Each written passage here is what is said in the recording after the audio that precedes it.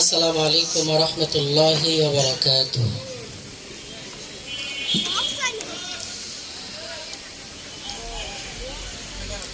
আলহামদুলিল্লাহ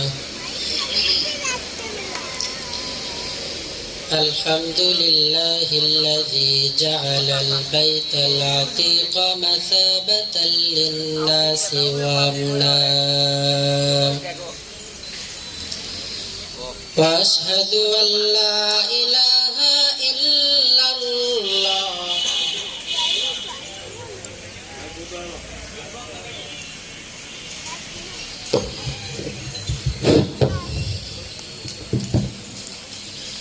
আলহামদুলিল্লাহ আলহামদুলিল্লাহি কাফা ওয়া সালামুন আলা ইবাদিহিল্লাযীনা ইসতাফা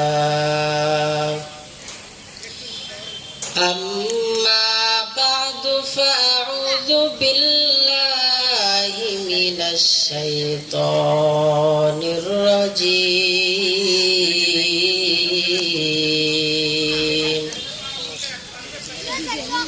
বিসমিল্লাহির রহমানির রহিম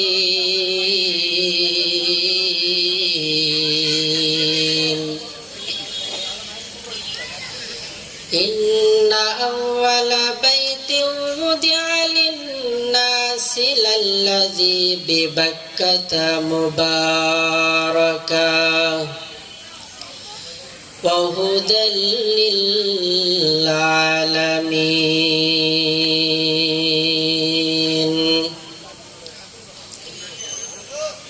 Qala Rasulullah sallallahu alaihi wasallam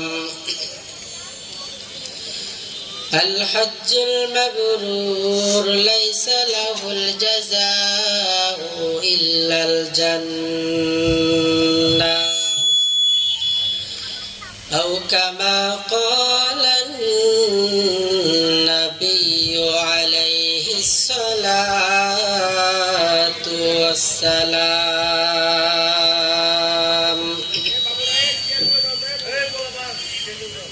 قال تعالى في شان حبيبه ومحبوبه ومعشوقه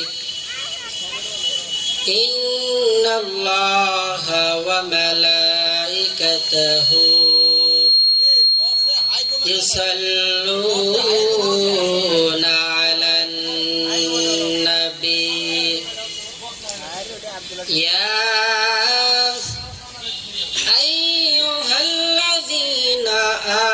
آمنوا صلوا عليه وسلموا تسليما بلغ العلا بكماله كشف الدجى بجماله حسنة جميع خصاله صلوا عليه وآله بلغ العلا بكماله كشف الدجى بجماله حسنة جميع خصاله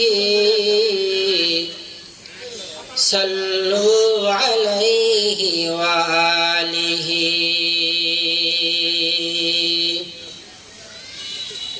बातिल से दबने वाले आए आसमां नहीं हम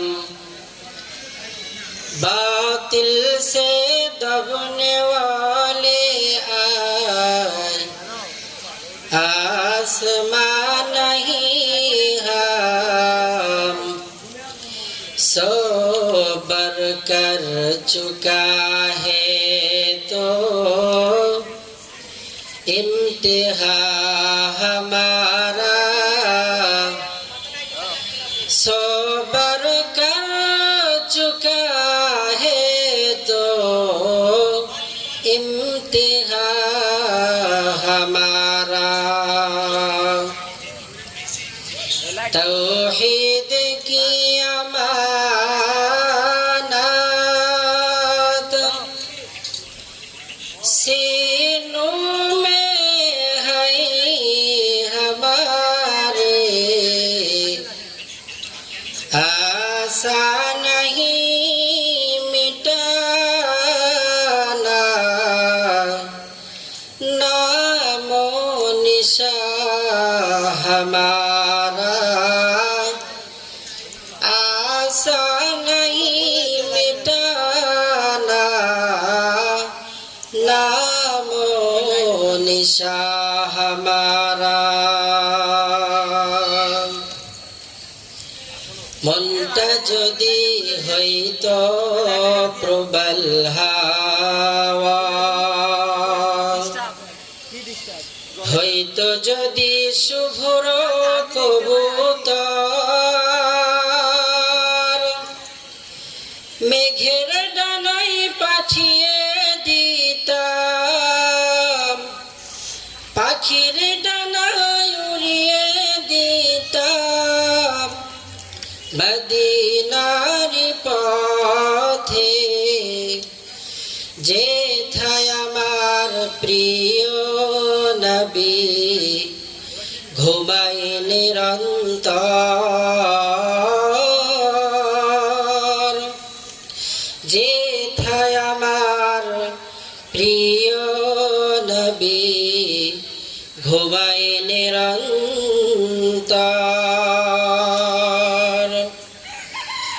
মনের মিনারো তাল নিরবধি কাবার গেলাফ শুয়ে দিতাম যদি মনের মিনারো তাল নিরবধি কাবার গেলাফ শুয়ে দিতাম যদি রোজা জিয়ারতের আশায় পিয়া সে অন্তর যেথায় আমার প্রিয় নবী ঘুমায় নিরন্তর যেথায় আমার প্রিয় নবী ঘুমায় নিরন্তর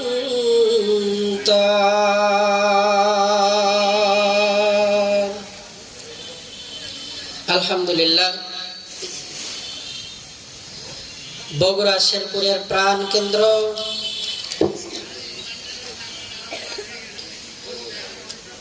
গাড়িদহ কবরস্থান দারুস সুন্নাহ মাদ্রাসার উদ্যোগে বিশাল এ ঐতিহাসিক তাফসিরুল কোরআন মাহফিলের আজ 25শে জুন 2024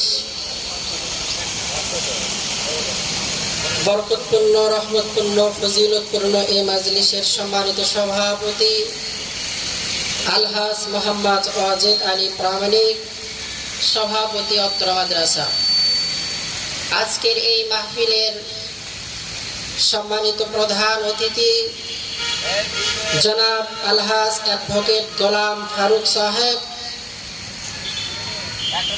বরকতপূর্ণ এই মাজলিসের চেয়ারকে আজকে আলোকিত করবেন সারা বাংলার ওলামায়ে কেরামের অহংকার পুরো বাংলাদেশের ওয়াইজিনদের আইডল বিশ্বনন্দিত মুফাসসির কোরআন বিশিষ্ট আলেমে দ্বীন মুফতি আমির হামজা কুষ্টিয়া সাহেব আমরা দোয়া করি আল্লাহ পাক যাতে হযরতকে আমাদের স্টেজ পর্যন্ত নিরাপদে কবুল করেন সকলেই বলে আমিন আরো কথা বলবেন আমার সেরতাজ মাওলানা মোহাম্মদ মোশাররফ হোসেন শেরপুরি আরো অনেকেই কথা বলবেন, উদ্বোধনীয় বয়ান পেশ করবেন। অত্র মাদ্রাসার সম্মানিত মুহতামিম সাহেব মাওলানা ফরিদুল ইসলাম রেদওয়ান। আল্লাহ পাকের শুকর যে আল্লাহ তাআলা আমাদেরকে কোরআন সুন্নাহর আলোচনা শোনার জন্য ঐতিহাসিক তাফসিরুল কোরআন মাহফিলের আয়োজন করার মতো তৌফিক দান করেছেন। এজন্য সকলেই দিল থেকে শুকর আদায় করি আলহামদুলিল্লাহ। আল্লাহ পাক শেষ পর্যন্ত মাহফিলকে নিরাপদে কবুল করেন, সকলেই বলি আমিন। মুহতারাম সামি, কোরআনুল কারীমের আয়াতের মধ্যে হতে সূরাত আন-নিসা থেকে একটি আয়াতে কারিমা তেলাওয়াত করেছি। আয়াতের ভিতরে আল্লাহ তাআলা বর্ণনা করেন, ইন্না আউওয়ালা বাইত wudi'a lin-nas lalladhi bibakkata mubaraka। ইন্না আউওয়ালা বাইত, নিশ্চয় প্রথম ঘর আল্লাহ পাক নির্মাণ করেছেন, wudi'a lin-nas, মানুষের জন্য, লাল্লাযী বিবাক্কাতা মুবারাকা, বাক্কা শহরে। পুরো বিশ্ব একটা সময় ছিল শুধু পানি পানি পানি আর পানি। আল্লাহ তাআলা ফেরেশতাদেরকে নিয়ে মশওয়ারায় বসলেন আর বললেন, ফেরেশতারা, আমি দুনিয়াতে খলিফা পাঠাইতে চাই। ওয়াইয ক্বালা রাব্বুকা লিল মালায়েকা ইন্নী জাইলুন ফিল আরদি খলিফা, খলিফা নিযুক্ত করতে চাই আমি দুনিয়াতে। ফেরেশতারা ওই সময় জবাব দিয়েছিল, মালিক, আপনি তো ইতিপূর্বে জিন জাতিদেরকে দুনিয়াতে পাঠিয়েছিলেন, তারা একে অপরের দ্বন্দ্ব ফাসাদ মারামারি কাটাকাটি হানাহানি করে নিঃশেষ হয়ে গিয়েছে, আপনি মানুষ বানায়েন না। আল্লাহ তাআলা ফেরেশতাদেরকে বললেন, ক্বালা ইন্নী আ'লামু মা লা তা'লামুন, ফেরেশতারা, আমি আল্লাহ পাক যা জানি তোমরা তা জানো না। রব্বুল আলামিন পুরা বিশ্বটা যে সময় শুধু পানি পানি পানি আর পানি, ফেরেশতাদেরকে বললেন, ফেরেশতারা রে, আমি আল্লাহ তাআলা দুনিয়াতে মানুষ পাঠাইতে চাই, কিন্তু মানুষ বসবাস করার জন্য দুনিয়ার ভেতরে পানি থাকলে চলবে না, পানির ভিতরে শক্ত আবরণ মাটির সৃষ্টি করতে হবে। একথা শোনার সঙ্গে সঙ্গে পানির ভিতরে একটা তরঙ্গের ভাব সৃষ্টি হয়ে গেল। পানি বিরহের কান্না শুরু করে দিল। একটা পর্যায়ে পানির ভিতরে তরঙ্গের ভাব সৃষ্টি হইয়া গেল। একটা পর্যায়ে তরঙ্গের ভাবের মাঝখান থেকে আল্লাহ তাআলা ফেনার সৃষ্টি করলেন। ফেনা সৃষ্টি করার পরে একটা পর্যায়ে পানির ভিতরে তুফান। এই তুফানের কারণে সমস্ত ফেনাগুলো একটা জায়গায় গিয়ে দোলা হয়ে পাক পাড়া শুরু করে দিল। আল্লাহ রাব্বুল আলামিন ওই ফেনাটাকে আস্তে আস্তে আস্তে আস্তে আস্তে আস্তে বালি কণা দ্বারা রূপান্তরিত করলো। করার পরে ওই বালি থেকে আল্লাহ তাআলা মাটি দুনিয়ার ভিতরে সৃষ্টি করলেন। সর্বপ্রথম মাটি আল্লাহ তাআলা বালিকণা থেকে সৃষ্টি করলেন সাগরের মাঝখানে। সৃষ্টি করার পরে আল্লাহ তাআলা সর্বপ্রথম জমিনের উপরে সর্বপ্রথম ঘর, ইন্না আউওয়ালা বাইত, সর্বপ্রথম ঘর কাবা শরীফ আল্লাহ তাআলা নির্মাণ করলেন ফেরেশতাদের দ্বারা। এরপরে বাইতুল্লাহটা একটা সময় নিশ্চিহ্ন হয়ে গেল। এরপরে আল্লাহ তাআলা বাবা আদমকে সৃষ্টি করার পরে নবী আদমকে ডাক দিয়ে বললেন, আদম, দুনিয়াতে তুমি বসবাস করবা, কিন্তু আমি আল্লাহ তাআলা সাত আসমানের উপরে বাইতুল মামুর নামে একটা ঘর নির্মাণ করেছি। এই ঘর ফেরেশতারা পুরা দিনটা তওয়াফ করে। এমন এত ফেরেশতা আমি আল্লাহ তাআলা তৈয়ার করেছি, যেই ফেরেশতা একটা বার ওই বাইতুল মামুর তওয়াফ করার সুযোগ পাইয়াছে, কিয়ামত পর্যন্ত ওই ফেরেশতা আর বাইতুল্লাহ তওয়াফ করার সুযোগ পাবে না। তাহলে আল্লাহ তাআলা কত ফেরেশতা সৃষ্টি করেছেন, যে একটি ফেরেশতা যদি একবার বাইতুল মামুর তওয়াফ করে কিয়ামত পর্যন্ত আর তওয়াফ করার মতো সিরিয়াল পাবে না। অনেকেই প্রশ্ন করে থাকেন যে হুজুর আল্লাহ তাআলা ফেরেশতা বানিয়েছেন, ফেরেশতার সংখ্যা কত? তাদেরকে বলতে চাই যে ফেরেশতার সংখ্যা কত ওই আল্লাহ তাআলাই ভালো জানেন, কারণ মুহূর্তে মুহূর্তে হাজারো হাজারো ফেরেশতারা বাইতুল মামুর তওয়াফ করে, কিয়ামত পর্যন্ত আর তওয়াফ করার সুযোগ পাবে না। আল্লাহ তাআলা নবী আদমকে বললেন, আদম এবার তুমি বাইতুল্লাহ তওয়াফ করো। নবী আদম বাইতুল্লাহ আল্লাহ পাকের ঘর তওয়াফ বানানোর পরে তওয়াফ করা শুরু করলেন। একটা সময় বাইতুল্লাহ নিশ্চিহ্ন হয়ে যাওয়ার পরে নবী আদমের সন্তান আওলাদ আদম শীস আলাইহিস সালাম আবার এই বাইতুল্লাহটাকে নতুন করে নির্মাণ করলেন। এরপরে আবারও বাইতুল্লাহ নিশ্চিহ্ন হয়ে গেল। নবী নূহ আলাইহিস সালামের প্লাবনের সময় বাইতুল্লাহ একেবারে নিশ্চিহ্ন হয়ে গেল। কোথায় বাইতুল্লাহ ছিল, কোনো নাম নিশানা নাই। আল্লাহ তাআলা নবী ইব্রাহিমকে বললেন, আমার খলিল তাড়াতাড়ি বাইতুল্লাহ নির্মাণ করো। নবী ইব্রাহিম বললেন, আমার রব কোথায় আমি বাইতুল্লাহ নির্মাণ করব? আল্লাহ তাআলা জানিয়ে দিলেন, খলিল হে, আসমান থেকে একটি ছায়া আমি আল্লাহ তাআলা জমিনের ভিতরে পাঠিয়ে দিলাম, যেখানে ওই ছায়াটা ঘুরপাক খাবে সেখানেই মনে করবা আমি আল্লাহ তাআলার ঘর বাইতুল্লাহ।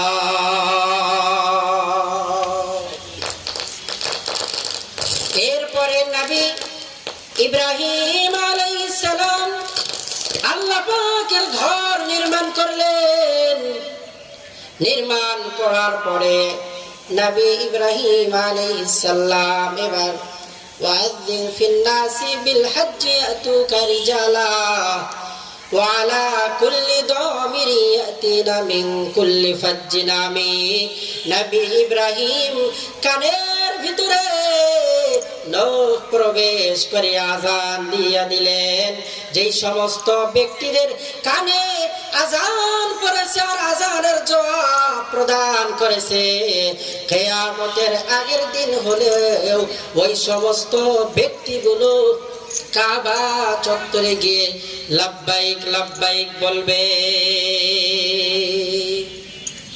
ইন্না আউওয়ালা বাইত, প্রথম ঘর আল্লাহ তাআলা প্রথম জমিনের উপরে স্থাপন করলেন লাল্লাযী বিবাক্কাতা মুবারাকা, মুবারকপূর্ণ শহর, ফজিলতপূর্ণ শহর, লাল্লাযী বিবাক্কাতা মুবারাকা, বাক্কা শহরে। মক্কাকে এখানে বাক্কা বলা হয়েছে। কি জন্য বাক্কা বলা হয়েছে? যে বাক্কা মানে মানুষের ঘাড় বাঁকা হয়ে যাওয়া। কে টাকাওয়ালা, কে বিল্ডিং ওয়ালা, কে ক্ষমতাশীল, কে শক্তিওয়ালা দেখার সময় নেই। যারাই কাবা জিয়ারত করার জন্য যাবে, কে টাকাওয়ালা, কে বিল্ডিং ওয়ালা, কে ফর্সা, কে কালো, কে লম্বা, কে খাটো, দেখার সময় নেই। সবার মাথা নিচের দিকে হেলাইয়া যাবে। এটাই আল্লাহ পাকের বিধান। লাল্লাযী বিবাক্কাতা মুবারাকা। ঢাকার পূর্বের নাম ছিল ইসলামাবাদ, জাহাঙ্গীরনগর, পরবর্তীতে নাম হয়েছে ঢাকা। চট্টগ্রামের পূর্ববর্তী নাম ছিল ইসলামাবাদ, পরবর্তীতে নাম হয়েছে চট্টগ্রাম। এরপরে সিলেটের নাম ছিল জালালাবাদ, পরবর্তীতে পরিবর্তন করে নাম হয়েছে সিলেট। ঠিক তেমনি ভাবে মক্কার পূর্বের নাম ছিল বাক্কা। এই বাক্কা শহরটাকে আল্লাহ তাআলা মক্কাতুল মুকাররমা করে কোরআনুল কারীমের ভিতরে পরিচিতি ঘটাইয়া দিয়েছেন। লাল্লাযী বিবাক্কাতা মুবারাকা, বরকতপূর্ণ এই ঘর। দুনিয়াতে আল্লাহ তাআলা মুহূর্তে মুহূর্তে মুহূর্তে মুহূর্তে 120টি করে রহমত নাজিল করেন। আর এই রহমতটা সর্বপ্রথম কাবা চত্বরে মক্কাতুল মুকাররমার ছাদের উপরে এসে পড়ে।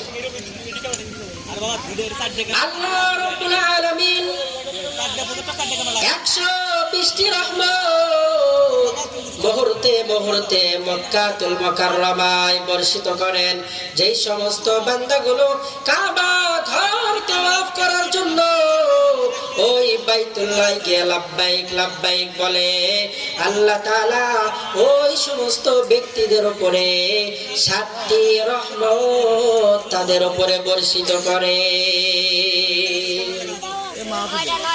আর যেই সমস্ত বান্দাগুলো সেখানে কোরআনুল কারীমের তেলাওয়াত করে, নামাজ আদায় করে, জিকির আজকার করে, ওই সমস্ত ব্যক্তির উপরে আল্লাহ তাআলা 40টা রহমত বর্ষিত করে দেয়।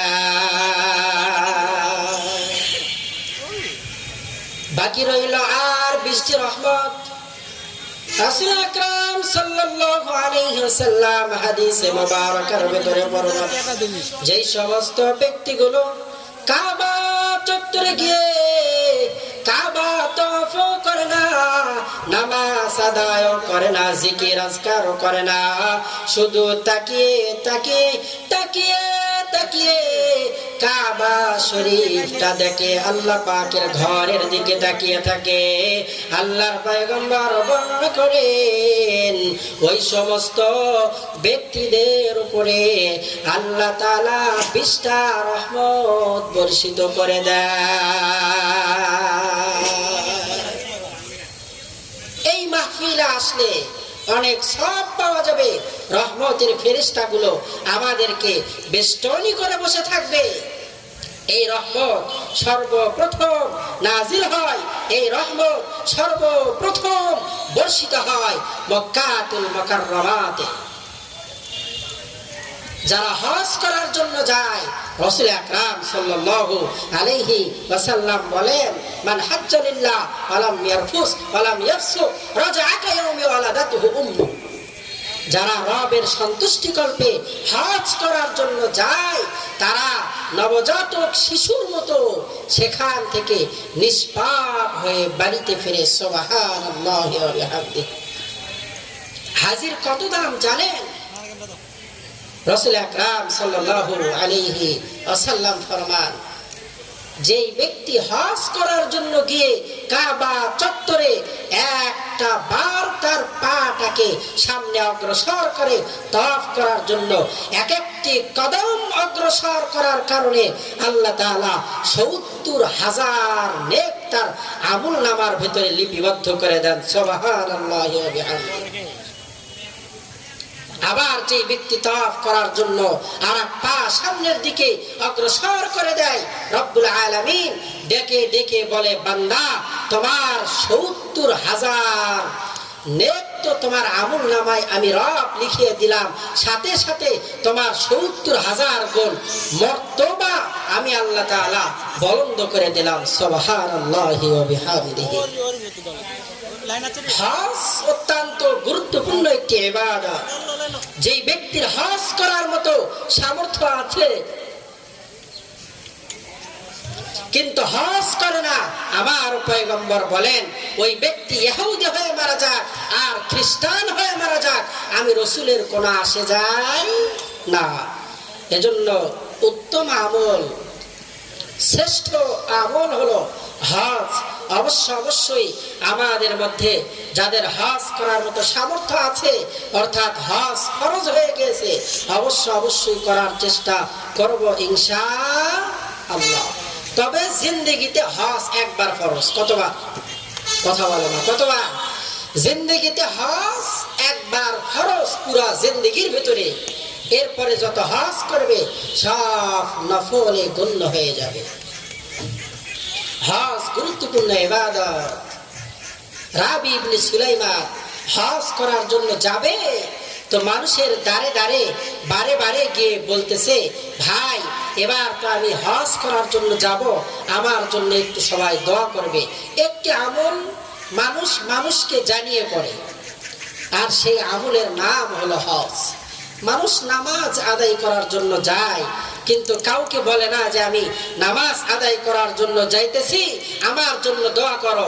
মানুষ যাকাত প্রদান করে, কিন্তু কাউকে বলে না যে আমি যাকাত প্রদান করতেছি, তোমরা আমার জন্য দোয়া করো। কিন্তু মানুষ যখন হজ করার জন্য যায়, একে অপরকে বলে আর বলে আমার জন্য দোয়া করিও, কারণ আমি আল্লাহ পাকের ঘর তাওয়াফ করার জন্য, জিয়ারা করার জন্য যাইতেছি। ঠিক তেমনি ভাবে রাবি ইবনে সুলাইমান মানুষের দ্বারে দ্বারে গিয়ে দোয়া চাইতেছেন আর বলতেছেন, ভাই আমার জন্য একটু দোয়া করো, আমি এবার হজে যাব। রাবি ইবনে সুলাইমান মানুষের থেকে দোয়া নিয়ে ফেরার পথে রাস্তার কিনারায় তাকিয়ে দেখে রাত্র ঘুটঘুটে অন্ধকার, একটি মহিলা মরা গাধা থেকে গোশত কেটে কেটে কেটে কেটে ব্যাগের ভেতরে ভরাট করতেছে। আল্লাহর ওলি রাবি ইবনে সুলাইমান আস্তে আস্তে আস্তে আস্তে করিয়া মহিলার নিকটবর্তী হলেন আর বললেন, মহিলা কি করে একটু তাকায় তাকায় দেখি। একটা পর্যায়ে মৃত গাধা থেকে গোশত নিয়ে মহিলাটি তার ব্যাগের ভেতরে ভরাট করতেছে। একটা পর্যায়ে ব্যাগ ভর্তি করে নিয়ে একটি ঝুপড়ির ভেতরে যাইতেছে।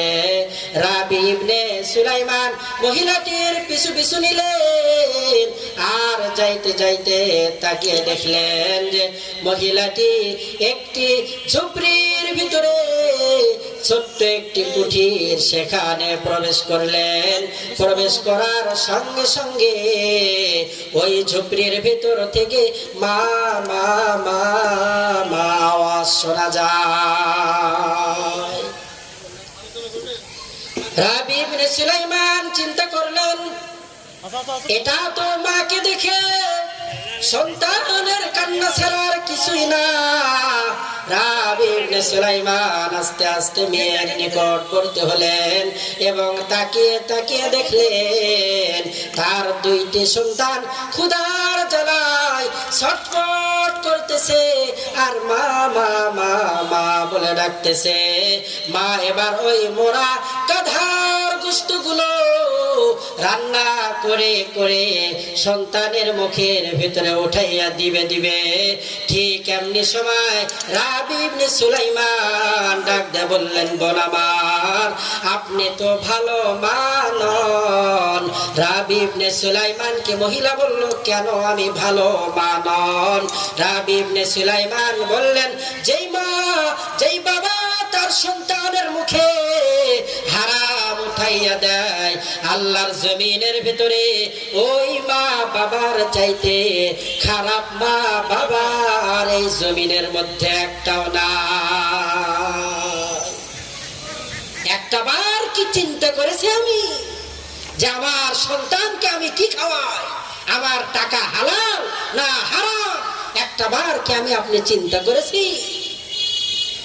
বাজার করে আনি, ঘরের ভেতরেও তো জুয়ার টাকা। বিবির জন্য ভালো খাবারের ব্যবস্থা করি তো অশ্লীল বেহায়াপনা জুয়া খেলার টাকা, হারাম টাকা দিয়ে বাজার করে এনে পরিবার পরিবর্গদেরকে খাওয়াই। রাবি ইবনে সুলাইমানের কথা অনুসরণ অনুকরণার্থে তো বলাই যায় যে আপনি তো ভালো বাবা নন। আপনার মতো নিকৃষ্ট বাবা দুনিয়ার ভেতরে আর একটাও নাই, কারণ আপনি আপনার সন্তানকে হালাল খাওয়াইতে পারেন না। কথা বলেন ঠিক কিনা?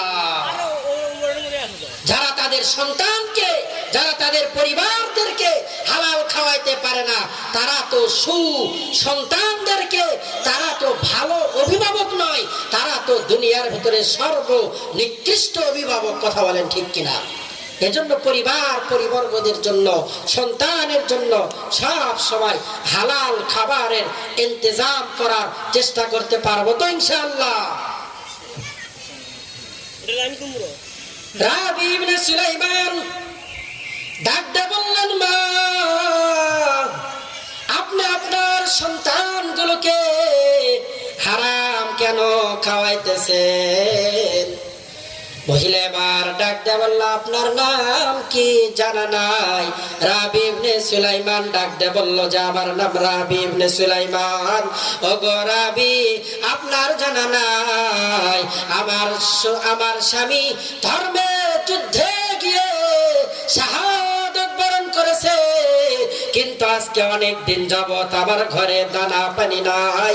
এই মরা গাধার গোশত ছাড়া আমার সন্তানদেরকে খাওয়ানোর কোনো কিছু আর আমি পাই না।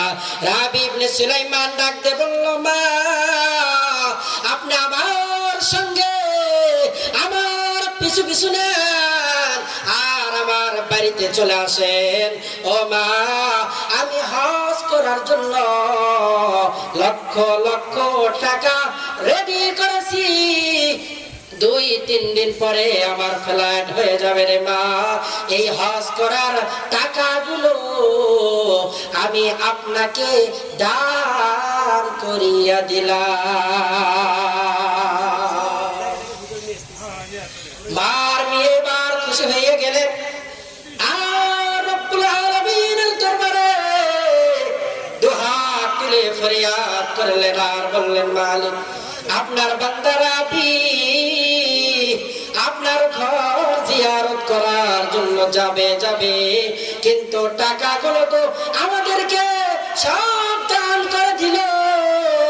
ও আল্লাহ, আপনার কাছে দোয়া করে দিলাম ওই মক্কা আর মদিনা রাবি ইবনে সুলাইমানের বাড়িতে আপনি পৌঁছিয়ে দিয়ে। রাবি ইবনে সুলাইমান ডাকতে বললেন, না, আপনি দোয়া করলেন, কিন্তু ভিন্ন রকম দোয়া করলেন কেন?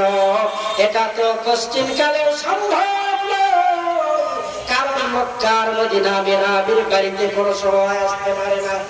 মার নিয়ে ডাকতে বললেন, রাবি, আমরা আল্লাহ পাকের কাছে দোয়া করেছি, আল্লাহ পাক কবুল করবে কিনা সেটা আল্লাহ পাকের বিষয়। 10 জন বন্ধু এসে রাবি ইবনে সুলাইমানকে বলে, বন্ধুরে, আজকে তো আমাদের হজে যাওয়ার ফ্লাইট হয়ে যাবে, তাড়াতাড়ি রেডি হ। বাড়ির দরজায় গাড়ি এসে রেডি হয়ে গিয়েছে।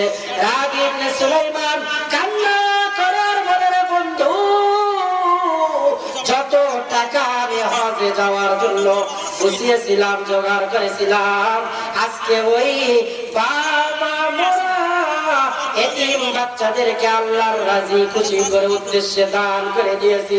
আমার যাওয়ার মতো আর বেশি নাই, যাওয়ার মতো টাকা পয়সা নাই।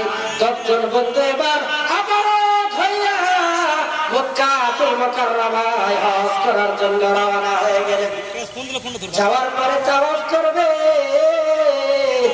তাকায় দেখে সামনে রাবি ইবনে সুলাইমান 10 বন্ধুর আগে আগে তাওয়াফ করে। 10 বন্ধু এবার অবাক হয়ে গেলেন আর ডাকতে বলল, বন্ধুরে, রাবি ইবনে সুলাইমান তো হজে আসতে চাইল না, কিন্তু আমাদের আগে আগে সে কিভাবে তাওয়াফ করে আমাদের তো বুঝে আসে না। আর আমার ময়দানে গিয়ে একটি পুতলা নিয়ে রাবি ইবনে সুলাইমান ভিন্ন 10 জন বন্ধুর কাছে দিয়ে বলে, বন্ধুরে, আমার পটলাটা নে, কিছুক্ষণ পর আমি আমার পটলাটা তোদের থেকে দিব। 10 জন বন্ধু খুঁজে খুঁজে ওই কাবা চত্বরে খুঁজে পাই না। একটা পর্যায়ে রাসূল আকরাম সাল্লাল্লাহু আলাইহি ওয়াসাল্লাম রওজার কিনারায় দাঁড়িয়ে সালাম দেওয়ার জন্য 10 বন্ধু রওনা হয়ে গেলেন। তাকিয়ে দেখে রাবি ইবনে সুলাইমান ওই 10 জনের আগে রাসূলের রওজার কিনারায় দাঁড়িয়ে দাঁড়িয়ে দরুদ পাঠ করে। 10 বন্ধু এবার অবাক হয়ে যায় আর ডাক দিয়ে বলে, বন্ধুরে, রাবিকে তো আমরা বাড়িতে রেখে আসলাম, কিন্তু আমাদের আগে আগে এসে কেমনে রাসূলের রওজার কিনারায় দাঁড়িয়া দাঁড়িয়া দরুদ পাঠ করে। রাবি ইবনে সুলাইমান আল্লাহর সন্তুষ্টি কল্পে মহিলাকে দান করে দিয়েছে আমার সমস্ত টাকা।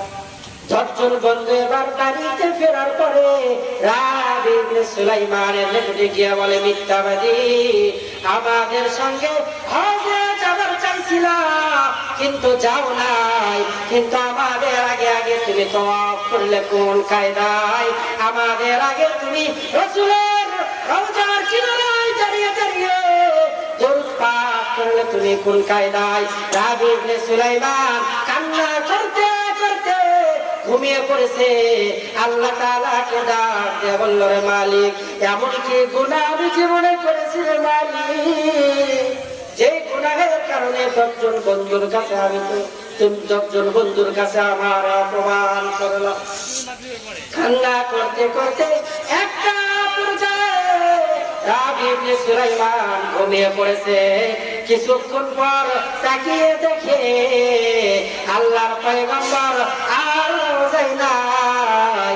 রাবি ইবনে সুলাইমানের মাথায় বুলাইয়া দেয় আর ডাক দিয়ে বলে, পাগল রাবি রে, মার নিয়ে দোয়া করেছিল কাবার রাসূলের রওজা যাতে তোমার বাড়িতে আসে, আমি রাসূলা রওজায় থাকতে পারি নাই। রাবি রে, তাড়াতাড়ি ঘুম থেকে জাগিয়ে দেখো আল্লাহ পাকের রাসূল তোমার বাড়িতে এসে হাজির হইয়া গিয়েছে।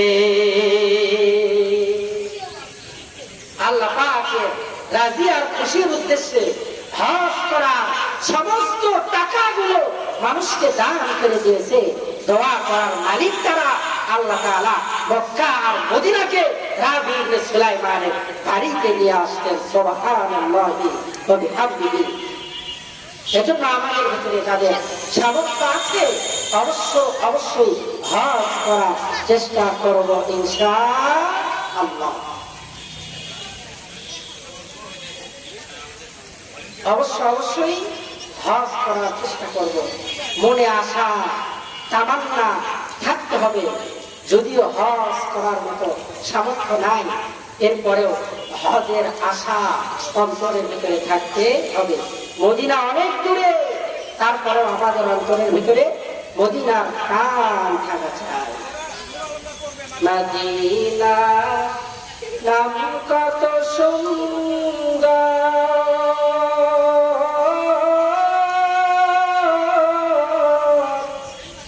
মদিনা কেড়েছে অন্তর,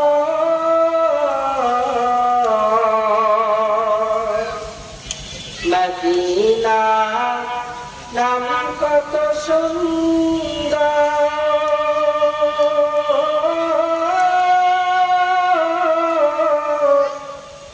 মদিনা কেড়েছে অন্তর।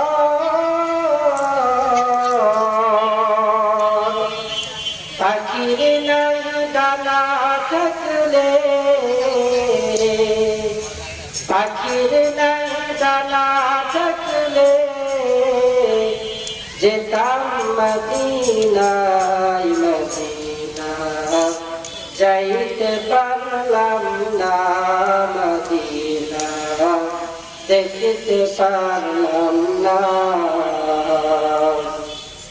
আমি অসহায় তাই এত দূরে শুধু সালাম জানাই, মদিনা যাইতে পারলাম না, মদিনা দেখতে পারলাম না। মদিনা নাম কত মধু,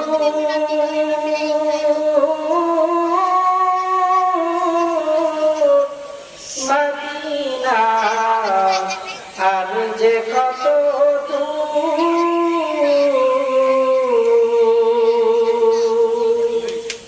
পাখির নাই ডানা থাকলে যেতাম মদিনায়, মদিনা যাইতে পারলাম পারলাম না মদিনা দেখতে পারলাম না। মদিনায় যাওয়ার জন্য সকলের অন্তরের ভিতরে তামান্না থাকা চাই। আল্লাহ পাক যাতে আমাদের সবাইকে মক্কাতুল মুকাররমার কিনারায় গিয়ে লাব্বাইক লাব্বাইক বলার মতো তৌফিক দান করেন। সকলেই বলে আমিন। আবারও চিল্লায়া বলে আমিন। আল্লাহ তাআলা আমাদের সবাইকে রাসূলের রওজার কিনারায় দাঁড়িয়ে সালাম দেওয়ার মতো আর কাবা চত্বরে দাঁড়িয়ে লাব্বাইক লাব্বাইক বলার মতো তৌফিক দান করেন। ওয়া মা তৌফিকি ইল্লা বিল্লাহ।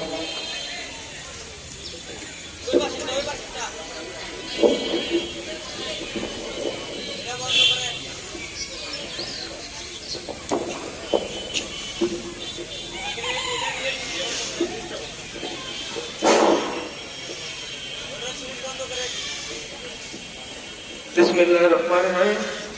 সম্মানিত এলাকাবাসী, আপনারা নিশ্চয় অবগত আছেন